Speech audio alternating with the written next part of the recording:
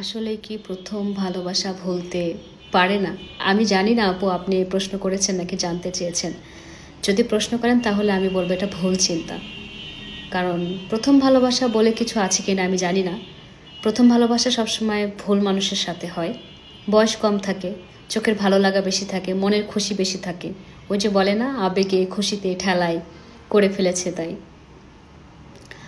আর আমার এক্সপেরিয়েন্স যদি শেয়ার করি, নিজের কাছে খুবই লজ্জিত, মানে এখন মনে হলে নিজে কামড়াইতে ইচ্ছে করে যে কি করে আসছি, নিজেরে কত ছোট করছি, কত বেহায়া ছিলাম, মানে একটা মানুষের জন্য কত পাগলামি করছি। ঠিক আছে, ওই যে একটা কথা যে বয়স কম ছিল। ভালোবাসা সবসময় সুন্দর হচ্ছে ম্যাচিউর এজে। আপনার বয়স 25-25-এর পরেও মাঝে মাঝে মানুষ ভুল মানুষকে চয়েস করে ফেলে। 27 বা 30-এর পরে যে ভালোবাসাগুলো হয়, মানে ম্যাচিউর বয়সে, পরিপূর্ণ বয়সে যে ভালোবাসা হয়, দুজনই যদি মানে পরিপূর্ণ এজে থাকে, তাহলে ওই টাইমের ভালোবাসাটা আসলে সুন্দর। ওরকম হলে কি হয়, আন্ডারস্ট্যান্ডিংয়ের কোনো ঘাটতি থাকে না, তারপরে ভালোবাসার কোনো ঘাটতি থাকে না।